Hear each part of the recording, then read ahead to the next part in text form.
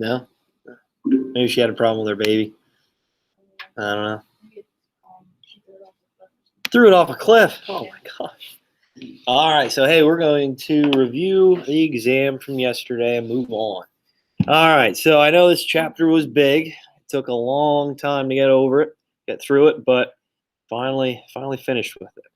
Okay, so we're going to, like I said, we're not going to have a final in here. We're going to just have a final chapter test, like a unit chapter test. It's going to be on the Cold War.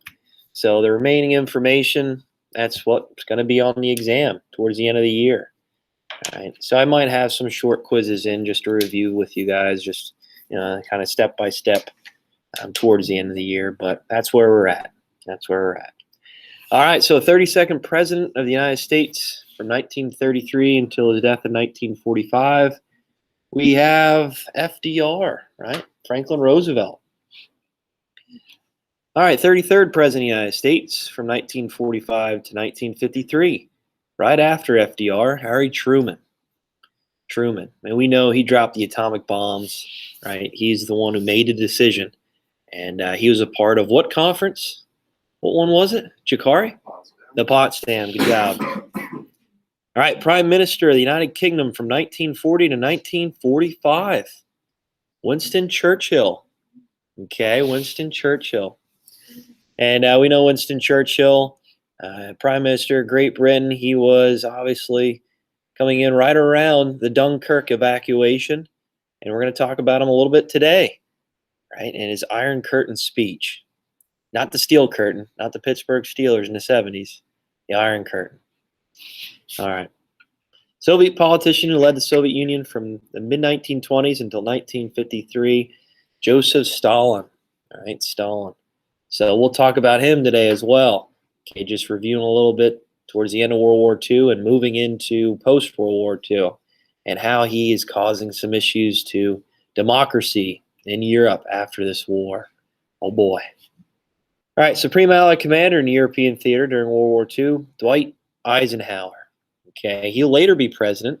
Okay, we know him because of his time as general in World War II, as the D-Day invasion, Operation Torch. Okay, we'll talk about him probably more next week, about his presidency and how he's going to try to stop the spread of communism in parts of Asia. All right, so I split it up so it wasn't too difficult for you, but Italian politician and journalist who was leader of the National Fascist Party, Mussolini. Okay, Benito Mussolini. All right, so Mussolini, I guess you could say he coined fascism. Okay, he's the one who came up with this ideal in Europe right after World War I, far right on the political spectrum. Okay, and this led for this extreme nationalism. Chancellor of Germany, 1933, and then Fuhrer, 1934 to 45. Hitler, okay, Adolf Hitler. All right, we talked about him a lot, especially through his time, his leadership in Germany, right, from 34 to 45, and the build-up of the Nazi Party to the eventual fall of it. And we talked about the Holocaust just not too long ago and his evil plan.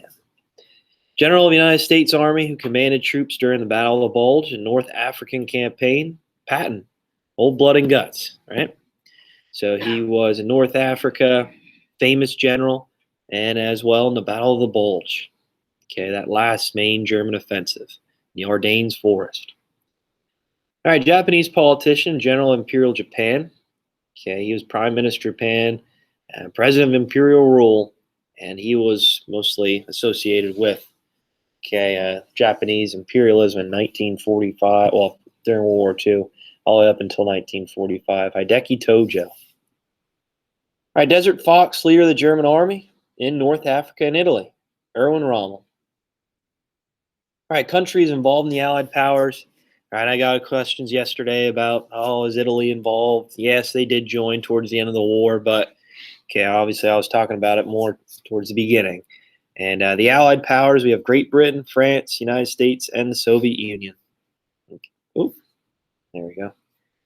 And then the Axis powers, we have Germany, Italy, and Japan. Okay, Germany, Italy, and Japan. All right, this country signed a non-aggression pact with Germany at the start of 1939. The USSR, the Soviet Union.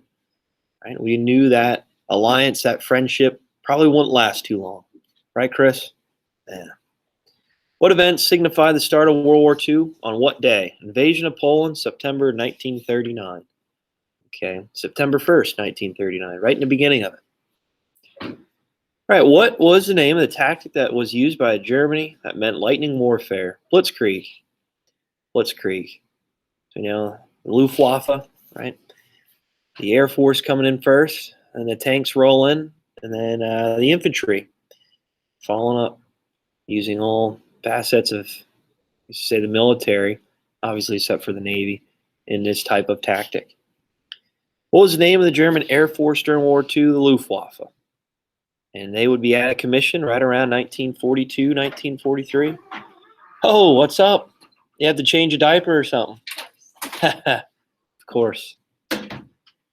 How long did it take for Germany to take over France? 6 weeks, right? A little bit over a month, right? So it didn't take a year, it didn't take 3 months, about a month.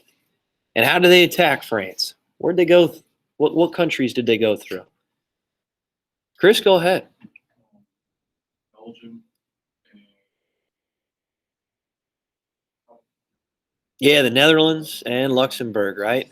They call them the Low Countries. And same attack, right, as what happened with World War One. Obviously, though, using Blitzkrieg. Okay, going through the Low Countries. All right, where did Hitler have France surrender to him? The rail car that also held the armistice in 1918. Okay, again, he wanted to pour salt in the wound. He had this rail car pulled out of a museum, placed the exact same spot where that armistice was signed at the end of World War One to have France surrender at in 1940. Oh boy, well, 1940, 41. This is where 400,000 British and French troops were stranded and forced by Germany during the invasion of France in 1940, the beaches of Dunkirk. Right, we know that as Operation Dynamo. Okay, and how this was successful for the German citizens to step up, use their own ships, their own private boats to help the soldiers out, evacuate them across the English Channel, back to Great Britain. Haley, we're just going over the exam. Okay. This was the name that described the bombing attacks on cities in Great Britain. The Blitz. The Blitz, short for Blitzkrieg. Did Great Britain surrender after the constant bombings during the Blitz? No, they did not. They continued on. They didn't surrender. In the 1930s, this act was established to prevent America from entering World War II, the Neutrality Act. Okay, the Neutrality Act. And there's many of them. There wasn't just one. Okay, this was, again, trying to prevent the U.S. from getting involved with war. Because in World War I, we knew the U.S. was trading with both sides. And it was inevitable that they're going to join. If we prevented that, if Congress could prevent the U.S. from doing that, trading with other countries, this would prevent us from getting involved in the war. All right, 1941, this act was established to help Great Britain with military supplies against the aggressive German military, the Lend-Lease Act. Finally, okay, FDR was given powers by Congress to trade with these countries that need help, okay, that are under distress against these aggressive nations, okay, like Germany, who was trying to be very aggressive. We could help aid Great Britain. We could help in the Pacific against the Japanese. All right. Once Britain refused to surrender, Hitler gave up attempts to invade Great Britain and focused attention on what country? The Soviet Union. The Soviet Union. What was the name of the objective that was established by Hitler to invade the Soviet Union? Operation Barbarossa. Barbarossa. This is the name of German army during World War II, the Wehrmacht. Okay, the Wehrmacht. This is the name of the Soviet Union. Okay, their army during World War II, the Red Army. The Red Army. What tactic did Germany use to invade the USSR? Blitzkrieg. What city in Russia, now known as St. Petersburg, was encircled by the German army and cut off of all resources as the Wehrmacht traveled closer to Moscow? Leningrad. Okay, modern-day St. Petersburg. We talked about that and how 1 million people suffered and died with lack of food and literally froze to death because of the extreme temperatures there. Right, what city within Russia did Hitler aim to take in order to be self-sufficient in resources such as oil and natural gas? Turning point of the war in Europe. Stalingrad. Stalingrad. What was the name of the area below Stalingrad that contained resources such as oil and natural gas? The Caucasus. Right above the country of Georgia, where Georgie's from, right? Yeah, I know Georgie. Right there. This was the name of the Allied invasion of North Africa in 1942, Operation Torch. This was a government agency that supervised military production and helped shift the American peacetime economy to military manufacturing. The War Production Board. The War Production Board. All right, so this picture here, propaganda, very, very important piece. You guys should all remember. And the name of this woman, okay, multiple women, right, all throughout World War II in this war production, Rosie the Riveter. Okay, Rosie the Riveter. Gladys the Gardener, Rosie the Wrecker, no, Rosie the Riveter. Which one of the Axis powers was the first to surrender? Italy. Okay. After the Allied powers took over Italy, they could now do what? Which targeted and destroyed German industries and military positions? Strategic bombing. Right? So they could target many industrial areas, political buildings, you name it. This group of Allied powers were the first African-American group to fly and help destroy many industries in Germany. They flew over 1,500 missions during the war. The Tuskegee Airmen. This was the name of the Allied operation to invade northern France and break the Atlantic Wall at Normandy, Operation Overlord. What was the exact day that D-Day occurred? June 6th, 1944. Was it supposed to be June 6th? No, when was it supposed to be? June 5th. Good job, Haley. And why was it pushed back a day? The weather. Yeah, good job, Haley. Who was the famous Allied general who devised the D-Day invasion? Dwight Eisenhower. Okay, like I said, we're going to talk about him more next week.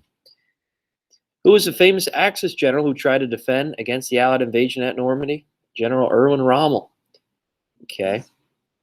What was the name of the famous group that parachuted behind enemy lines during the D-Day invasion to cut off resources and outflank the Germans in their bunkers? The 101st Airborne. Okay, Band of Brothers. I talked about that series with you guys. And Dick Winders, he actually has a bridge named after him between Hershey and Harrisburg. Okay, so if you're ever down traveling on that highway between Hershey and Harrisburg, make sure you check out the bridge because he resided in Hershey after the war. Interesting stuff, right, Jakari? Yeah, I'm from Hershey. Oh, yeah. Do you ever see the bridge? It says Memorial Dick Winders, Richard Winders. Yeah, he probably did.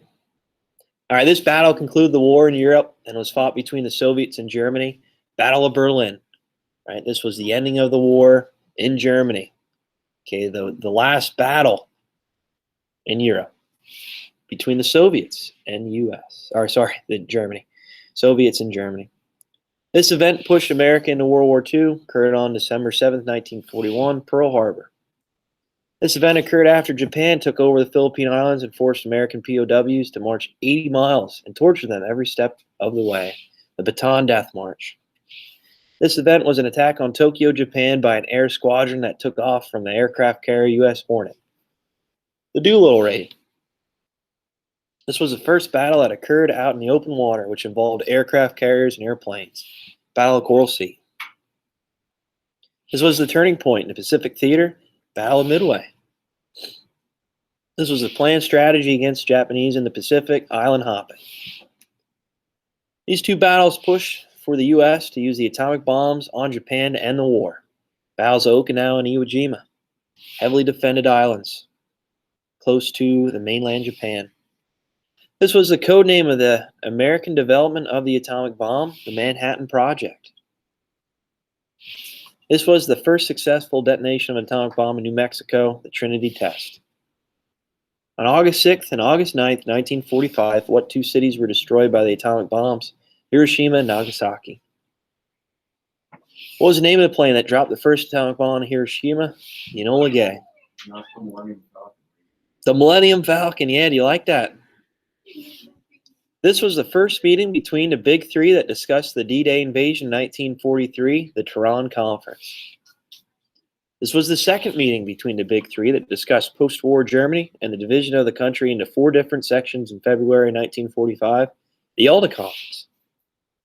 This was the third meeting between the Big Three that discussed post-war Germany and the division of the country into 4 different sections in July 1945. Truman discussed to Stalin the new super weapon that the U.S. had, the Potsdam Conference.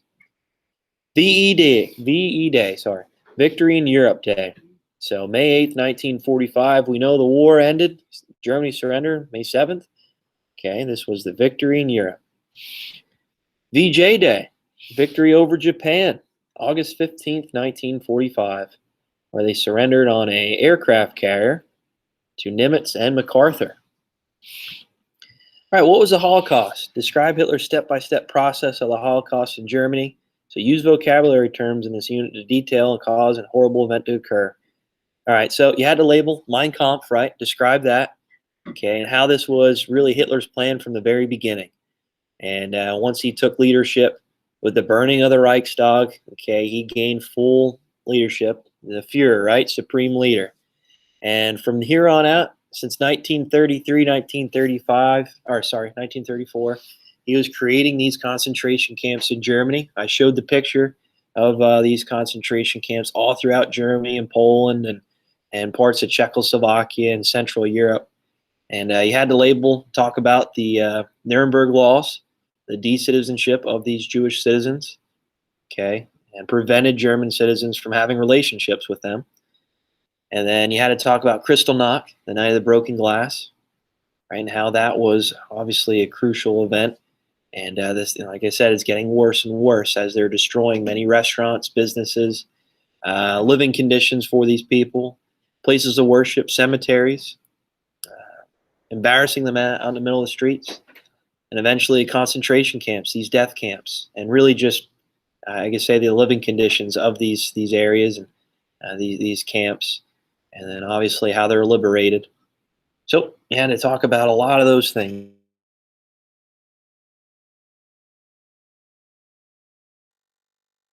So, moving on here now.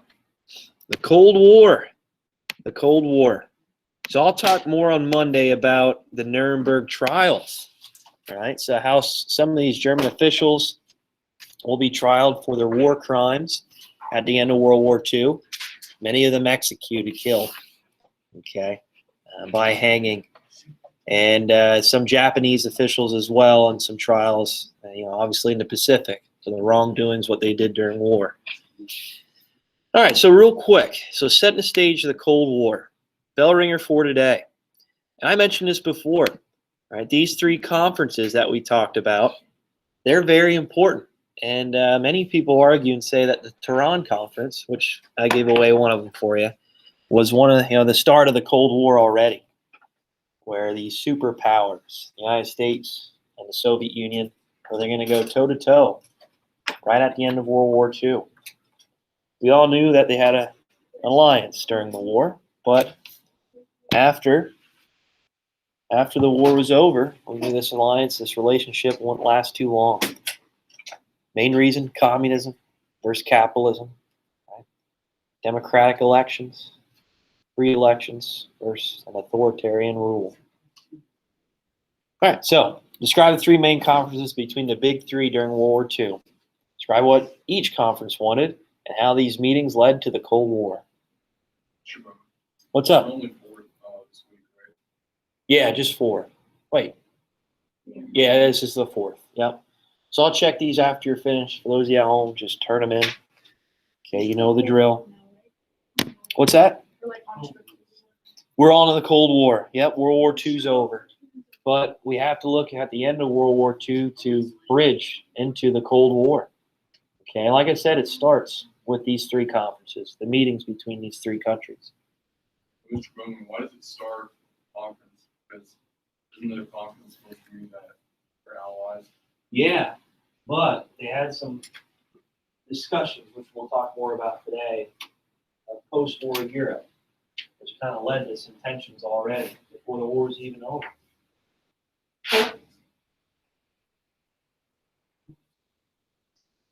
Supposed to be a friendly meeting, right?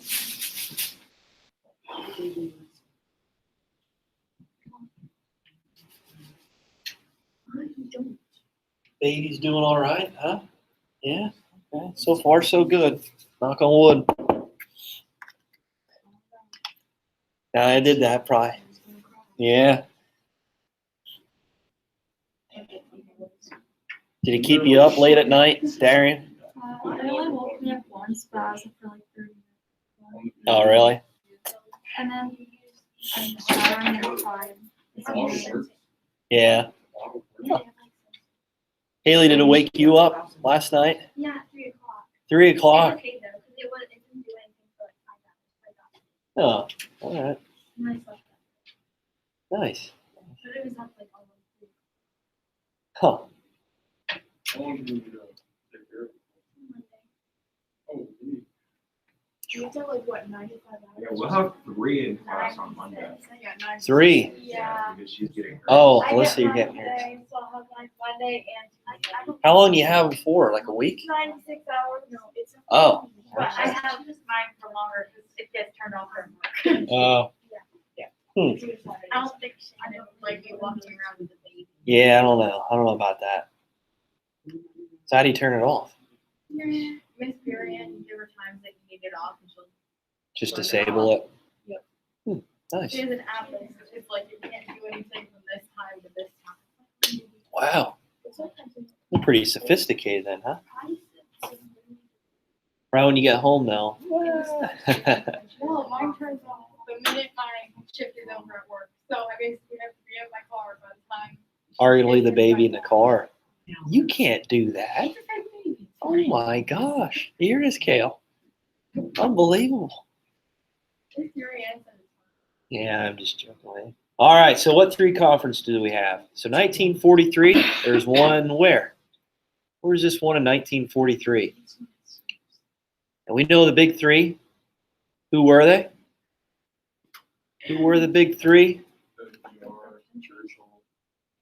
Yeah, good job. FDR, United States, Stalin, the Soviet Union, and Churchill, Great Britain. And where'd they first meet? 1943, they first met. Where was it? Jakari? Wasn't it Iran? Iran, yep, good job. And what was the conference called? Tehran Conference, good. And what did they really talk about there? D-Day? The D-Day invasion, right? So Stalin wanted, he wanted a third front in Europe. He wanted a D-Day invasion to happen in northern France. FDR is like, yep, we can do that, no problem. And here already in the Tehran Conference, right, he was trying to push for this, after the war. Okay, he was actually trying to push, hey, wherever we go, wherever we have our troops, wherever they're established, okay, we get to have some sort of ownership of that land afterwards. And Roosevelt, what did he say to this? Did he agree to it? Yeah, he did. He did. Yeah. Right. So Roosevelt said, you know what? Yeah, you're right. Okay. If it wasn't for the Soviet Union at Stalingrad, turning point of the war, and having that Eastern Front and losing over, like I said, 27 million people throughout this war, okay, who knows if we would have won. So Roosevelt, understanding of it, he said, you know what? You got it. Okay. We understand the issues that you went through with this war already. And wherever you move in Europe, that can be yours. What did Churchill say to that? Was he happy? Heck no, he was a little upset by it. But I guess you can understand where FDR is coming from, right? Because the Soviet Union sacrificed a lot. They really did. And if it wasn't for them, who knows how this war would have turned out. All right, so that happened in 1943. One of the main things is set up the D-Day invasion, and Stalin already trying to dictate where where the Soviet Union is going to spread next, and what's going to happen post World War II. All right, so the next conference, when did that happen? When did this next conference happen?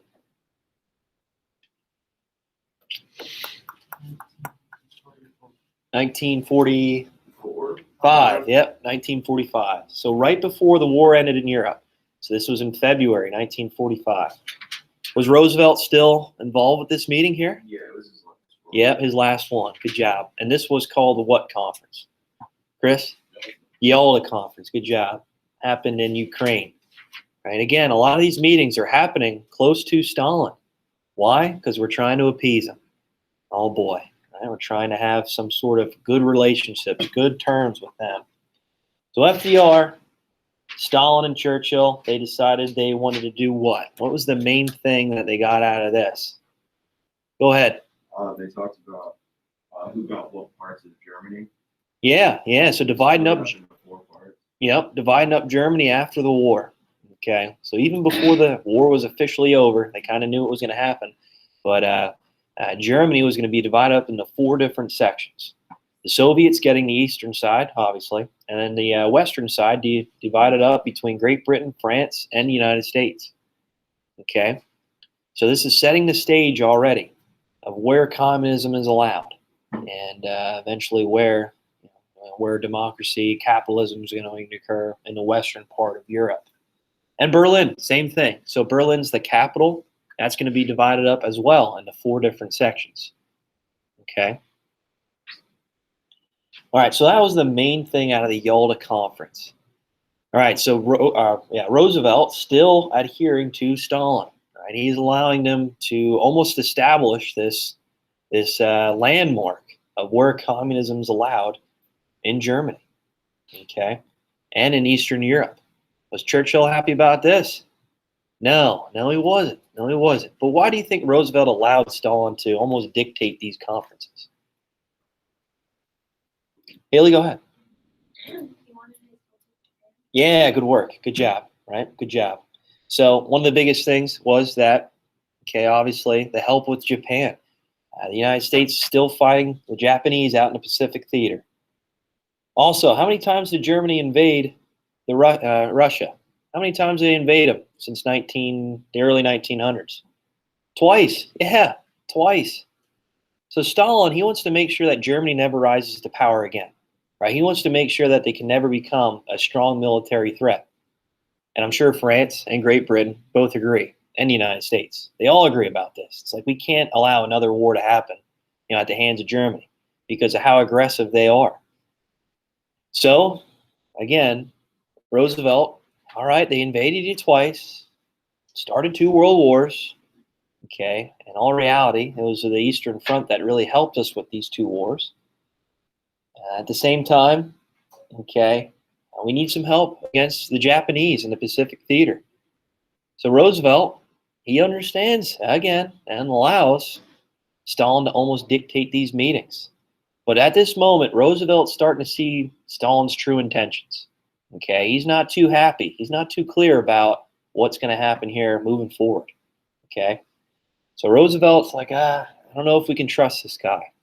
We're trying to appease him. We understand what they went through and the help that they gave us through World War II, but I don't know if we can trust this guy anymore. Churchill, still a little upset.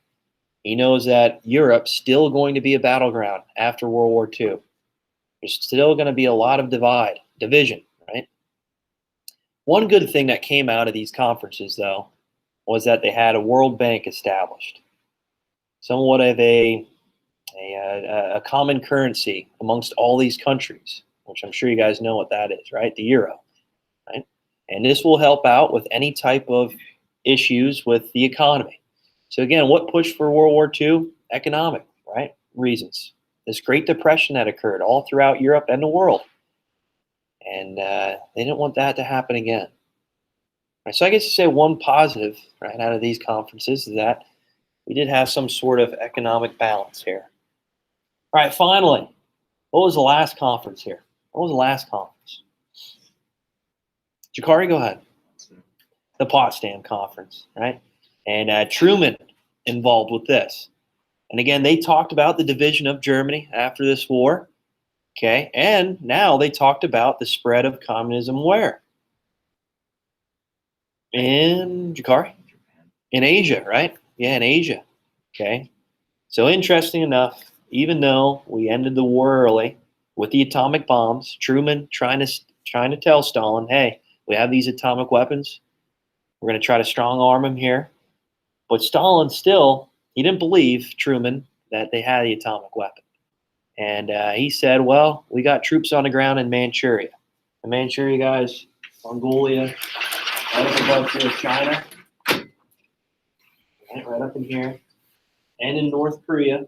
And eventually China will fall to communism as well. Okay? So that influence is spreading like wildfire already throughout Asia. Okay, right around the ending of World War II. So if you look at the map, Soviet Union, communism. Mongolia, communism. China, communism. North Korea, communism. Pretty much all of Asia, in a way, is communistic. And eventually, we'll talk about it, Vietnam. You imagine that, right? So was this going to be an issue for the U.S. and Great Britain? Democracy and capitalism moving forward? Of course it is, right? Of course it is. Especially with all of Asia almost falling to communism like that. Okay, and we'll see another war established right at the end of World War II, really, in 1950, called the Korean War. Okay, and this is the United States finally stepping in, trying to stop this spread of communism. Right? Truman's going to have a lot on his plate yet. Okay, and one of the terms I want you to know is called containment. All right, so write down containment. Let's see if I actually have it on the vocab here. I think I do. I do.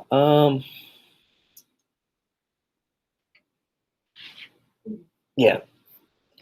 So with containment, that's going to be Truman's plan from here on out, his whole presidency. And it really just is self-explanatory. They're trying to contain communism, trying to make sure it doesn't spread anymore. Okay. And especially when we get to the Korean War, let's say if South Korea is taken over by communism, what's next? What island nation's next? Right close to Korea. We just fought them in World War II, Japan, right? And Japan, we know, is one of our biggest trading partners, even today, and our biggest allies. If that would have fell to communism, who knows what would have occurred and the relationship we would have. Okay, we know that China is a dominant threat right now in the world. Okay, they're doing a lot of things that UN isn't too happy about. And obviously that emerged after World War II. All right, so you have some of these terms already. So you don't have to worry about writing down the Potsdam Conference, the Yalta Conference. Actually, I'll just take them out right now because we just went over it with the bell ringer. These are the only terms I want you to really know. So again, this is starting a new chapter. This is the Cold War. Okay, the Cold War. All right, so again, Truman's facing a lot of problems here now, especially with Europe at the end of this war. A lot of Europe, which we'll talk about, I'll show you a picture here soon. The eastern side of Europe is going to be pretty much all communism. It's going to be all communistic. Stalin, in the Potsdam Conference, said he didn't want to have free elections. Right? That's what Truman wanted him to have. What's the issue with free elections? Why was Stalin a little upset and didn't want free elections in Eastern Europe? What do you think? What do you think? Go ahead, Chris. So you keep an eye on things to see if there's going to be someone who's rising salary, kind of like the back of Stalin. Yeah, he doesn't want any political opposition, right? Because if there's political opposition in Eastern Europe, most likely a lot of these people would want a democracy, would want some sort of republic where people can elect officials and they can have some sort of, change their economy to capitalistic. And this could cause a lot of issues for his spread of communism. And within his own country, if these Eastern countries are doing well and profiting off of capitalism and having free elections, this could threaten the Soviet Union. This could lead a bunch of rebellions and revolts into the Soviet Union if these Eastern European countries are doing well and have free elections and have a choice of what kind of governing body they would want. All right, so Cold War, Iron Curtain, Satellite Nation, and Containment. I don't know if I'll get into it too much today. Sorry, I just want to make sure you have it for Monday. Sound good? All right, so I'll talk about this more on Monday. And one of the biggest things we're going to talk about is the Iron Curtain. Okay, this containment, this method that Truman's going to use for his presidency moving forward. Okay, and how the spread of communism is a big, big, big threat for the U.S., Great Britain, and democracy all throughout the world. Churchill is going to be one of the biggest players of this containment issue, right? And this Iron Curtain. He actually coins the term Iron Curtain, Churchill. And he's not even Prime Minister of Great Britain at this time. Unbelievable. He actually voted for someone else after World War II. The guy that led him through the war voted out. Unbelievable. But he's going to be a big key player in the United States of why it's important for the U.S. to stay in these international relations. U.S. drops out, we could see another war occur. All right, that's all I have for today. Once you have these terms down, good to go. Oh, real quick, I'm going to come around and check your bell ringers.